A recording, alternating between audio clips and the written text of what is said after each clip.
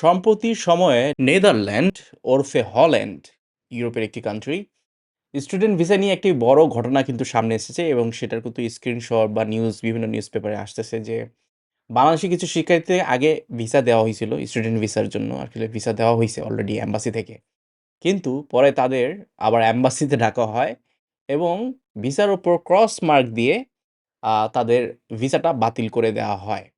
এখন অনেক মানুষের, অনেক স্টুডেন্টের স্বপ্ন ছিল ভিসা পেয়েছে যে আনন্দ উল্লাস, তারপরে আবার ডেকে এনে এভাবে আ রিজেক্ট করাটা আসলে কোনো সভ্য কান্ট্রির আসলে নিয়ম হতে পারে না। এই সিদ্ধান্তের পেছনে মূল কারণটা এখন দেখা যাচ্ছে যে বিশ্ববিদ্যালয়ের তথ্য ইমিগ্রেশনের সাথে হয়তোবা কিছু গরমিল ছিল। বাট মেইন যে জিনিসটা হইতে পারে, দেখা যাচ্ছে যে ব্লগ অ্যাকাউন্টে তাদের প্রবলেম ছিল। এখানে যে কারণগুলো আবার উল্লেখ করা হচ্ছে, সবাইকেও ধারণা করা হচ্ছে ইউরোপের যেকোনো কান্ট্রির এম্বাসিগুলো কিন্তু আপনার মেইল রিজন গুলা দেয় না। এখন এখানে আ অনেক কারণের মধ্যে দেখা যাচ্ছে যে বলতেছে, অনেকে ভিডিওর মাধ্যমে বলতেছে যে ইয়া ইউরোপে ঢুকে বা নেদারল্যান্ডে ঢুকে যেসব স্টুডেন্ট ভিসা যারা অর্জনকারী আছে তারা ঢুকে সেখানে কাজ করে এবং অবৈধভাবে আ সেখানে থেকে যায়। সেখানে মানি তারা আর পড়াশোনা করে না। দেখেন এইসব রিজন যদি দেখেন, একটা হাস্যকর ব্যাপার। কারণ স্টুডেন্ট ভিসায় মানুষ যায়ই হচ্ছে আসলে মূল পারপাস যেটা, সেটা হচ্ছে স্টুডেন্ট ভিসায় গিয়ে তাদের লাইফটা সেটেল করা এবং পরবর্তীতে জব করে সেটাকে আসলে একটা নিয়মের মধ্যে আনা।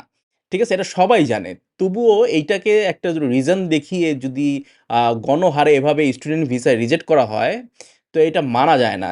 সেম ক্ষেত্রে আমিও একটা সেম সিমিলারিটি আমি একটা কথা বলি। যেমন ইটালির ক্ষেত্রে, ইউরোপের আপনারা জানেন যে ইটালির অনেক নুলস্তা ফেক হওয়ার কারণে অরিজিনাল নুলস্তাগুলা কিন্তু এখনো ঝুলে আছে। এই যে এক ধরনের উদাহরণ যে বাসের যাত্রী আছে ৬০ জন, একজন হচ্ছে টিকেট ছাড়া উঠলো বা অবৈধ কোনো জিনিসপত্র নিয়ে উঠলো। সে একজনের জন্য সেই ৫৯ জনের গন্তব্যে পৌঁছাতে পারল না। তাদেরকে আটকিয়ে রাখলো। এসব একমাত্র ইউরোপের অনেক কান্ট্রিতে এসব সম্ভব আসলে। এগুলা রিজন হতে পারে না। ঠিক আছে, বাংলাদেশের পাসপোর্ট মানি তলায় আছে সব এইসব কারণে, যে স্টুডেন্ট ভিসায় গিয়ে আবার কাজ করা বা পার্মানেন্ট থেকে যাওয়া অবৈধভাবে।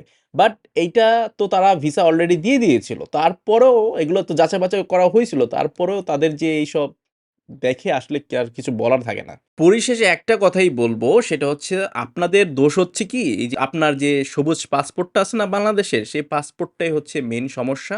এটাতে ভিসা দেওয়ার পরেও দেখেন এই অবস্থা হয়, তাদের কাছে যে কতটা নিচে নামছে বাংলাদেশি পাসপোর্ট।